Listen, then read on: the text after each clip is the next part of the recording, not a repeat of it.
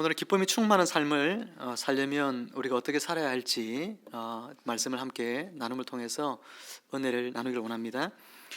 17절과 18절 말씀에 심판이라는 단어가 나오고, 그리고 마지막 절에 보면 하나님의 진노라고 하는 그런 단어가 나옵니다. 이 심판과 하나님의 진노라는 이 단어들은 원래 우리와 관계되었던 그런 말들이었습니다. 우리의 삶은 죄로 말미암아 하나님의 진노와 심판 아래에 있었습니다.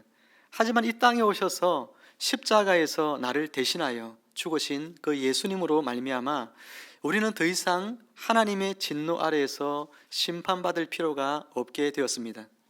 예수님을 믿음으로 인하여 우리는 더 이상 죄 때문에 심판받지도 죽지도 않는다는 것을 우리는 깨달아야 합니다. 다시 말해, 우리가 더 이상 죄 때문에 나는 죽는다라고 하는 핑계를 대지 말아야 합니다. 우리 죄를 위해 오시고 우리를 살리시기 위해서 또한 부활하신 그 예수님이 계시기 때문입니다. 우리는 더 이상 죄로 말미암아 죽는 것이 아니라 예수님을 믿지 않기 때문에 죽는다는 사실을 알아야 합니다. 우리는 내 안에 욕심 때문에 살기 힘들다, 인생의 여러 가지 고통과 가진 문제들로 인해서 내 인생이 살기 힘들다, 그렇게 말하지 말아야 합니다. 내가 부족해서, 내가 능력이 없어서, 내가 할 수 있는 것이 없어서 여러분 사는 것이 힘든 것이 아닙니다. 가진 자들, 높은 자들, 잘 되는 사람들 보면서 시기 질투하는 마음 때문에 내가 살기 힘든 것이 아닙니다. 우리는 그런 말을 하지 말아야 합니다. 이 모든 말들은 다 거짓말입니다. 왜냐하면 우리에게는 예수님이 계시기 때문입니다. 우리 인생이 욕심 때문에, 시기심 때문에, 내가 가진 것이 없기 때문에 여러분 내가 못 살고 내가 망하는 것이 아니라 예수님 믿지 않고 예수님 붙잡지 않고 살기 때문이라는 사실을 깨달으시기를 주님의 이름으로 축복합니다. 예수님께서는 우리의 약함을 위해서 이 땅에 오셔서 죽으셨습니다. 우리는 원래 죄에 취약한 그런 자들이죠. 욕심과 욕망이 늘 우리 마음을 지배합니다. 높아지려 하고 더 많이 가지려 합니다. 남보다 더 잘 되고자 하는 욕망이 있습니다. 이런 약점들이 우리에게 있지만 그럼에도 불구하고 우리가 예수님을 믿고 있기에 예수님이 나를 붙잡고 계신 것을 우리는 알아야 합니다. 그러므로 우리가 살지 못하고 늘 죽을 것 같이 사는 것은 무엇 때문일까요? 예수님을 붙잡지 않기 때문입니다. 예수님을 붙잡으면 살 수 있습니다. 세상 사람들은 오히려 약하기 때문에 핑계하는 삶을 삽니다. 그래서 그들은 말합니다. 나는 배운 곳이 없어서 나는 살기 힘들다. 나는 돈이 없어서 살기 힘들다. 나는 능력이 없어서, 나는 가난한 집에 태어나서 나는 살기 힘들다 말합니다. 나는 좋은 직장에 들어가지 못해서 살기 힘들고, 나는 얼굴이 잘나지 못해서, 또 남들 앞에 내세울 만한 것이 없어서 나는 살기 힘들다, 그렇게 말합니다. 그러나 우리는 그렇지 않습니다. 우리는 죄나 고난이나 약함이나 부족함 때문에 인생이 힘든 것이 아니라 우리를 멸망치 않고 영생 이르게 하시는 예수님을 알지 못하기 때문에 인생이 힘들어지는 것입니다. 예수님을 깊이 알면 알수록, 그분을 붙잡으면 붙잡을수록 우리 인생은 가난 때문에, 없는 것 때문에, 못 배운 것 때문에, 못난 것 때문에 내 인생이 힘든 것이 아님을 깨닫게 되고, 예수 그리스도 그분 안에서 우리는 그분이 주시는 복음의 기쁨 속에서 살아갈 수 있게 되는 것입니다. 그러니 사랑하는 성도 여러분, 예수 그리스도를 믿고 그 예수 그리스도를 붙드시는 여러분의 인생이 되셔서 날마다 복음 안에서 주님 주시는 기쁨이 충만한 삶을 살아가는 여러분 모두가 되시기를 주님의 이름으로 축원합니다. 예수님께서 누구시기에 우리로 하여금 여러분 우리의 삶을 기쁨 가운데로 살게 하여 주실까요? 그 첫 번째 이유는 예수님은 생명의 빛이시기 때문에 그렇습니다. 빛 대신 예수님 안에서 우리의 인생은 빛나는 인생을 살게 됩니다. 그런데 사람들이 예수님께로 나오지를 않습니다. 예수님께 나오면 환한 빛과 같은 인생을 살게 될 텐데 사람들은 예수님께로 잘 나오지를 않습니다. 왜 그럴까요? 그 이유는 사람들이 어둠을 더 사랑하기 때문이다, 성경은 말하고 있습니다. 요한복음 1장에서부터 계속해서 요한은 이야기를 합니다. 예수님이 빛이시다 라고 이야기합니다. 요한일서 1장 5절 말씀에 보면 이런 말씀이 나오는데, 우리가 그에게서 듣고 너희에게서 전하는 소식은 이것이니 곧 하나님은 빛이시라 그에게는 어둠이 조금도 없으시다는 것이니라. 여기서 하나님이 무엇이라고 했습니까? 빛이시다. 예수님께서 빛이시다. 그러면 예수님이 누구라는 이야기예요? 예수님이 곧 하나님이시다는 이야기인 것이죠. 여러분, 예수님이 빛이신 하나님이시다는 이야기입니다. 하나님이신 예수님께서 우리 인생 가운데 빛을 비추어 주셨습니다. 빛을 비춰주신다는 것은 무슨 뜻일까요? 그분이 우리 인생 가운데로 찾아오셨다는 이야기죠. 그런데 빛이신 예수님을 미워하고 멀리하고 그분을 가까이 하지 않습니다. 예수님보다, 하나님보다 어둠과 죄악을 사람들이 더 사랑하기 때문입니다. 하지만 이 죄와 죄의 지배력에서 벗어나기를 원하며 하나님께 가기를 원하는 사람들은 누구나 예수 이름을 부를 때에 빛 가운데에 거하게 되어집니다. 그리고 예수님 안에서 서로 깊은 사귐의 관계를 가지게 됩니다. 예수님과 함께 부부와 같은 그런 아름다운 사랑의 관계 속에서 우리의 날마다 인생이 행복하고 기쁜 삶을 살아가게 되는 것이거든요. 여러분, 예수님과 사귀는 방법을 배워야만 사귈 수 있는 것이 아닙니다. 그저 주님의 이름을 부르고 주님께로 우리가 나아가기만 하면 되는 것이죠. 그러면 주님은 우리와 만나주시고 우리와 사귀어주시고 우리의 신랑이 되어주신다고 성경은 우리에게 약속하고 있습니다. 이 장에서 우리는 가나 혼인잔치에 대한 이야기를 했는데, 성경에서 우리가 예수님과의 만남 속에서 가장 행복한 그런 삶을 비유적으로 표현하고 있는 것이 바로 혼인잔치라고 이야기 말씀드렸죠. 우리는 예수님을 믿음으로 말미암아 그분과 혼인잔치 속에 들어갑니다. 예수님 우리의 신랑으로서 우리와 사귑니다.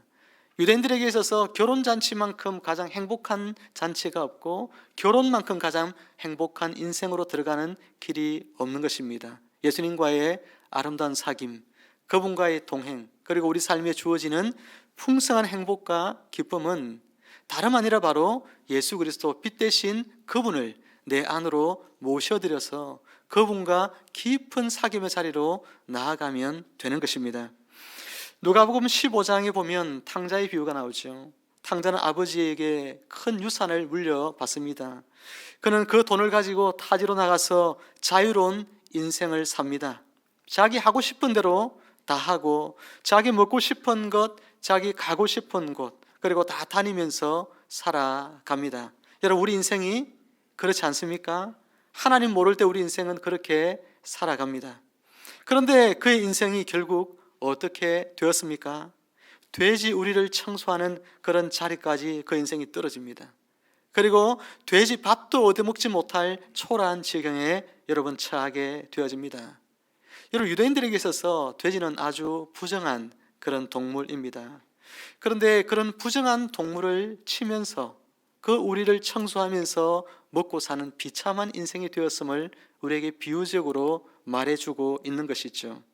하나님을 떠난 인생, 하나님이 없이 살면 내 인생이 행복하겠다라고 생각하는 인생들, 그래서 자유롭게 살아갑니다. 자기 하고 싶은 대로 다 하고 가고 싶은 곳 다 갑니다. 그런데 결국은 그 인생이 하나님과 무관한 인생을 살았더니 그 인생은 어떤 지경에 처합니까? 하나님께서 부정하다고 하는 그런 일들을 행하면서 그런 것들로 자기의 밥벌이를 하며 살아갑니다. 하나님을 모르고 하나님 앞에 나갈 줄도 모르고 그저 세상 속에 있으면서 자기의 비참한 그런 삶을 곱씹으며 괴로워하며 고통 속에서 하루하루를 그렇게 살고 있는 인생을 우리는 탕자의 모습 속에서 보게 되는 것이죠. 자기 죄와 자기 욕심을 품고 자기가 원하는 삶으로 향하여 자유의 길을 떠날 때 그 인생의 길은 결코 행복이 있는 것이 아니었습니다. 탕자가 어떻게 그 멸망의 길 어둠의 삶에서 벗어날 수 있었습니까? 바로 빛 대신 하나님 그분을 떠올렸기 때문이죠. 빛 대신 하나님께로 다시 돌아가면 내가 살겠다 생각합니다. 하나님이 자신에게 아버지로서 베풀어 주었던 그 놀랍고 풍성한 사랑을 이 아들은 떠올렸습니다. 아버지의 사랑은 너무나 크고 여러분 그 사랑은 위대함을 깨달았습니다. 아버지 집에 있을 때는 잘 몰랐는데 떠나보니까 우리 아버지의 사랑은 집에 있는 하인들에게도 풍성한 사랑을 베풀어 줄 만큼 사랑이 넉넉한 분임을 발견합니다. 그리고 그 아버지께로 내가 돌아가자라고 생각하고 아버지께로 돌아갔을 때 참으로 그 아버지는 그 아들을 다시 아들로서 맞아주시고 잔치를 열어주시고 그 아들이 돌아옴을 기쁘게 받아주시는 그런 이런 아버지의 모습을 우리는 성경을 통해 깨닫게 되어집니다. 저와 여러분도 마찬가지입니다. 우리 인생이 살기 힘들다, 괴롭다, 여러분 그렇게 생각하시는 성도님들이 계신가요? 내 인생은 먹구름 같고 내 인생에 참된 행복이 없는 것 같고 절망과 고통과 탄식과 아픔만 가득한 것이 내 인생 같다는 생각이 여러분 가지신 분이 있습니까? 예수 그리스도 그분께로 나가야 합니다. 예수 그리스도 그분을 붙잡아야 합니다. 그리고 그분과 깊은 교제를 다시 회복해야 합니다. 거기에 인생에 참된 행복이 있고 만족이 있습니다. 주님께로 다시 나아가는 여러분의 인생이 되십시오. 하나님께서 세상을 이처럼 사랑하사 독생자를 주셨다라고 말씀하셨습니다. 그 아들을 주시는 사랑으로 우리를 사랑하고 있습니다. 이 사랑을 기억하십시오. 탕자가 어둠 속에서 벗어날 수 있었던 것은 아버지의 그 사랑이 얼마나 큰 것인가를 깊이 깨달을 때에 다시 빛 가운데의 삶으로 나갈 수 있게 된 것처럼 오늘 우리의 인생이 때로는 먹구름 같은 그런 상황 속에 내몰릴 때가 있습니다. 앞이 보이지 않고 캄캄하고 내 삶의 절망과 탄식이 가득 찬 그런 날들을 맞이할 때 있지만 그런 날을 벗어날 수 있는 삶의 비밀이 어디 있을까요? 바로 아버지의 이 놀라운 이 위대한 사랑을 묵상하는 것입니다. 하나님이 나를 향하여 베풀어 주신 이 사랑을 깨달을 때 우리는 다시 하나님께로 또 예수 그리스도께로 나아가 빛 가운데의 삶을 회복할 수 있게 되는 것이죠. 사랑하는 성도 여러분, 하나님은 참으로 우리를 사랑하십니다. 우리의 머리털까지도 다 세신다고 하나님은 말씀하고 있습니다. 그 사랑이 얼마나 위대한지를 오늘 우리가 말씀을 통하여 다시 한번 깨닫는 시간이 되고 그리고 그 사랑에 감동하여 그 사랑 가운데 보내주신 그 아들 예수 그리스도를 우리가 다시 한번 붙잡는 그런 마음의 결단이 일어나는 이 시간이 되어서 예수님을 꽉 붙드시고 그분 안에서 그분과의 깊은 사귐 속에서 주님과의 동행 가운데 주님 주시는 풍성한 행복한 기쁨의 삶을 살아가는 여러분 모두가 되시기를 주님의 이름으로 축복합니다.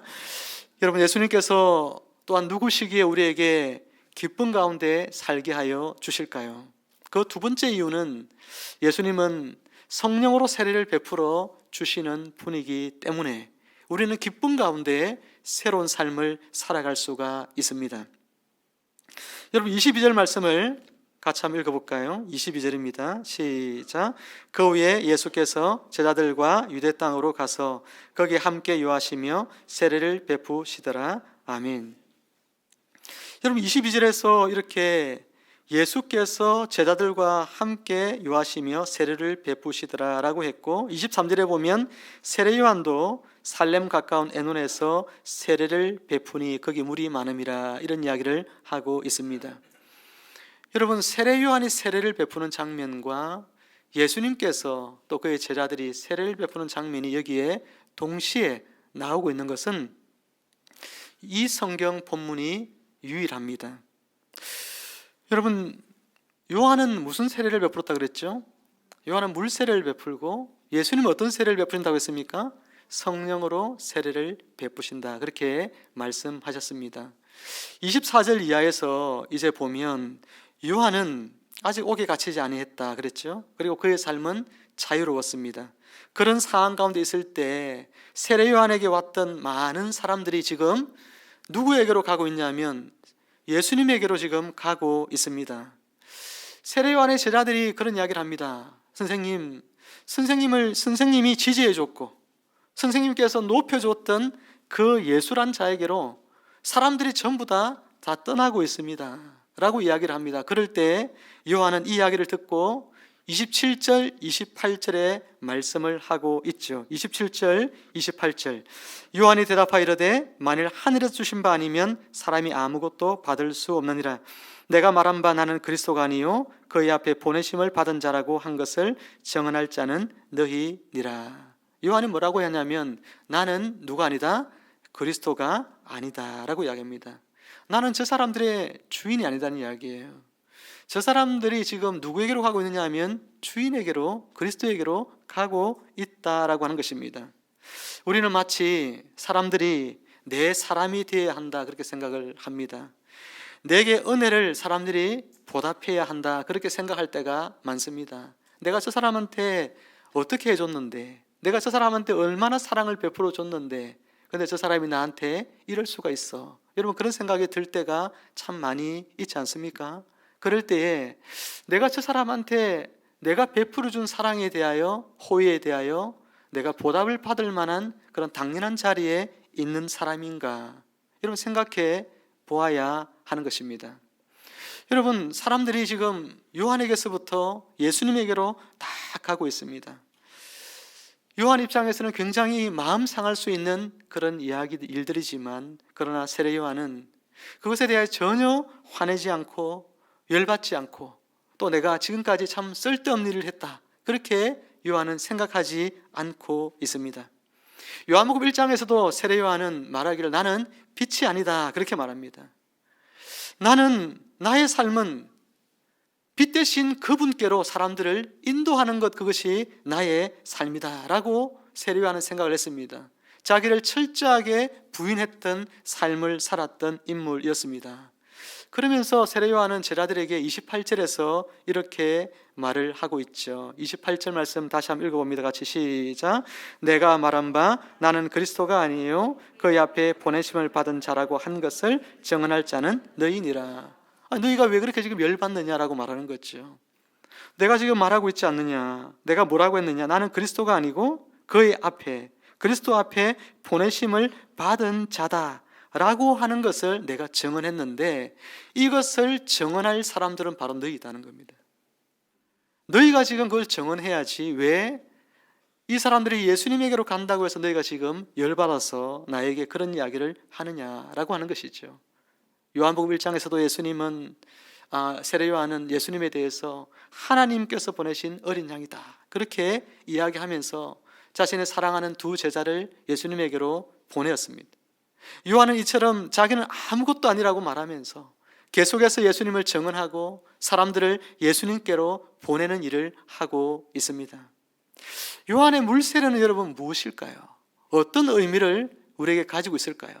요한의 물세례가 물로서 그 죄를 씻는 그런 어떤 행위를 나타내긴 하지만, 요한이 베풀었던 이 물세례는 어떤 의미를 가지고 있을까요? 그 물세례는 예수님께로 사람들을 보내는 세례였습니다. 예수님께 가도록 하는 세례였습니다. 주님의 길을 예비하는 세례였습니다. 요한의 삶에 있어서 이 세례의 성격은 이처럼 우리를 주님께로 보내는 세례요, 예수님이 주시는 성령 세례를 받도록 보내는 세례입니다.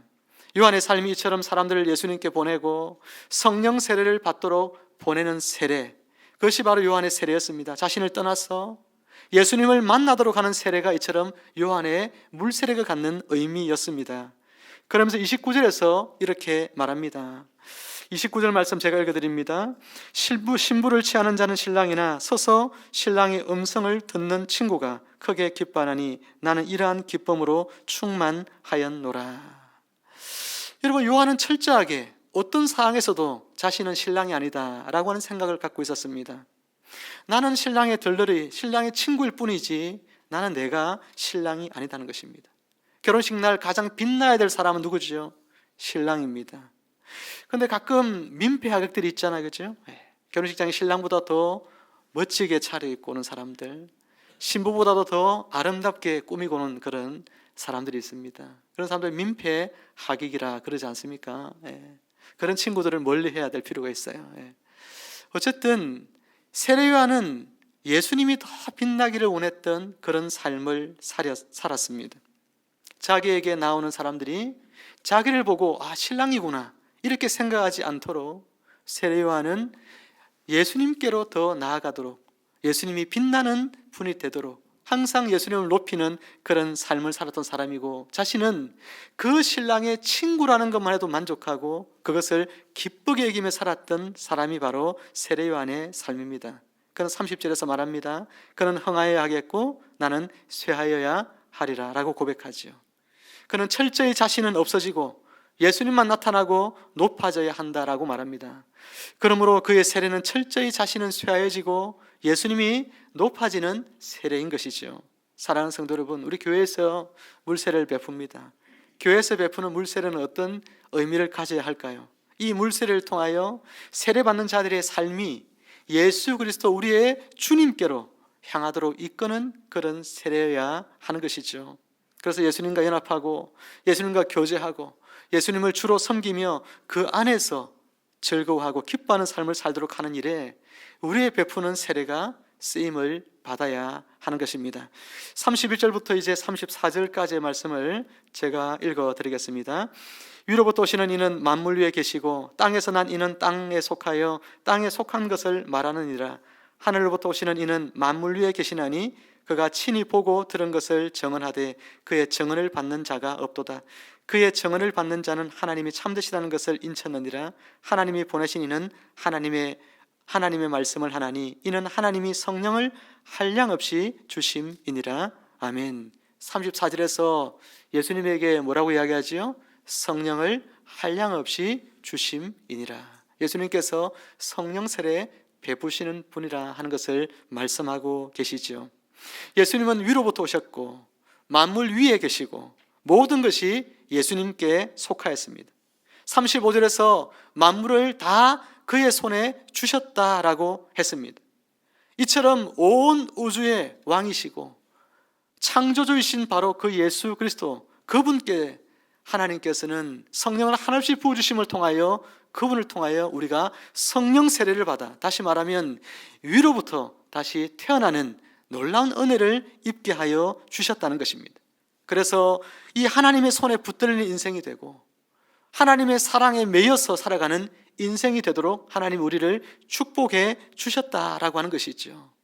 36절 말씀을 같이 한번 읽어볼까요? 36절입니다. 시작. 아들을 믿는 자에게는 영생이 있고 아들에게 순종하지 아니하는 자는 영생을 보지 못하고 도리어 하나님의 진노가 그 위에 머물러 있느니라. 아멘. 아들을 믿는 자는 이처럼 영생을 얻습니다. 우리가 생명의 삶을 사는 것, 내 안에 예수님의 생명이 들어와서 그 생명이 나로 하여금 다시 살게 하시고 그 다시 살게 하시는 생명 안에서 우리가 기쁘고 복된 삶을 살아가는 비밀은 다름이 있는 것이 아니라 바로 예수 그리스도 우리에게 성령 세례를 통하여 위로부터 다시 태어나게 하여 주시는 바로 그분을 구주로 믿는 일인 것이죠. 그리고 그 구주 되신 예수 그리스도를 붙잡고 그분과 동행하며 살아가는 삶을 살아갈 때에 우리 모든 인생들은 지금까지 세상 가운데 살아오면서 경험해보지 못했던 새로운 삶을 우리는 살아가게 되고 예수님 주시는 생명의 그 기쁨과 환희 가운데서 살아가는 복된 인생으로 바뀌어지게 된다는 사실을 우리는 깨닫게 되는 것입니다. 사랑하는 성도 여러분, 이제 말씀을 맺습니다. 우리는 더 이상 불행한 사람이 아닙니다. 우리의 욕심과 죄 때문에 고난과 여러 가지 문제 때문에 우리 인생이 슬프고 또 실패한 것 같고 망한 인생이 되는 것이 결코 아니라는 사실을 깨달아야 합니다. 우리가 이전에 예수님을 모르고 하나님의 사랑을 모를 때 우리 인생은 정말 망한 인생입니다. 하나님께 이미 심판받은 인생이고 살아있으나 죽은 인생들이었지만 예수님 믿음으로 인해 우리는 이 모든 삶에서 해방되어진 자들입니다. 예수님은 죄와 사망에 빠져 신음하며 고통하던 우리들을 구원하시기 위해서 찾아오신 생명의 빛이십니다. 그분 안에 우리가 들어갈 때 우리의 모든 어둠의 삶은 끝이 납니다. 탕자의 삶은 끝이 납니다. 다시 예수 그리스도 안에서 빛된 삶, 그분의 빛이 우리를 환하게 비추어 주시는 새로운 삶을 살게 되어집니다. 또한 예수님은 성령으로 세례를 베풀어 주시는 분이십니다. 성령 세례를 통해서 하늘로부터 다시 태어난 생명을 가지고 다시 새 인생을 살아가는 자들이 바로 우리 그리스도인들입니다. 그러니 사랑하는 여러분, 문제 때문에, 어려움 때문에, 여러 가지 슬픈 일 때문에, 괴로운 일 때문에 내가 살지 못한다, 내가 잘 못 살겠다, 힘들다, 여러분 그렇게 말하는 자가 오늘 이 가운데 한 사람도 없기를 바라고, 여러분 안에 예수 그리스도가 계시니 그 예수 그리스도 그분 안에서 거하는 여러분의 삶이 되기를 주님의 이름으로 축복합니다. 그분 안에 내가 머물 때, 말씀과 기도의 삶을 통하여 예수 그리스도 그분 안에 내가 장막을 치고 거할 때 내 인생은 다시 새로운 인생을 살고 있음을 깨닫게 되고, 나는 이제는 이전의 삶과 완전히 결별한 탕자의 삶이 끝이 나고 다시 아들로서의 삶을 내가 그 아버지의 사랑 안에서 누려갈 수 있음을 확신하면서 살아가게 되는 것이죠. 하나님의 이 풍성한 사랑이 오늘 그 아들 예수님을 보내주셨고, 우리는 그 아들 예수 그리스도를 통하여서 우리는 이제는 새로운 생명을 얻었고 새로운 삶을 살게 되었으니, 그분의 복음 안에서 주님이 주시는 기쁨과 행복의 삶을 예수와 동행하는 가운데 날마다 누리는 저와 여러분들의 삶이 되기를 주의 이름으로 축원합니다. 함께 기도하겠습니다. 하나님 아버지, 은혜를 감사합니다. 저와 우리의 욕망으로 인하여 하나님, 우리는 하나님의 심판을 받고 진노 아래에 있어 영원한 사망에 처할 수밖에 없는 인생들이었지만, 하나님의 무한하신 사랑으로 아들 예수님을 보내주시고 우리의 죄를 대신하여 십자가에 죽게 하시고, 우리가 그 예수를 믿음으로 말미암아 위로부터 다시 태어나 빛 가운데 거하게 하시고 다시 새 생명 가운데 살게 하시고 하나님의 자녀란 이름으로 영광을 얻어 살아가게 하신 하나님, 참으로 감사를 드립니다. 아버지 하나님, 이 예수 그리스도 안에 날마다 거하는 저희가 되게 하여 주옵소서. 내가 못 배워서, 내가 가진 것이 없어서, 내가 능력이 부족해서 못 살겠다라고 하는 자가 우리 가운데 한 사람도 없게 하여 주옵소서. 우리가 잘 살지 못하는 것은 예수님을 믿지 않아서요, 예수님을 붙잡지 않아서요, 예수님과 동행하지 않아서임을 우리가 다시 한번 깨닫는 복된 이 시간이 되게 하여 주옵소서. 예수님의 이름으로 감사하며 기도하옵나이다. 아멘.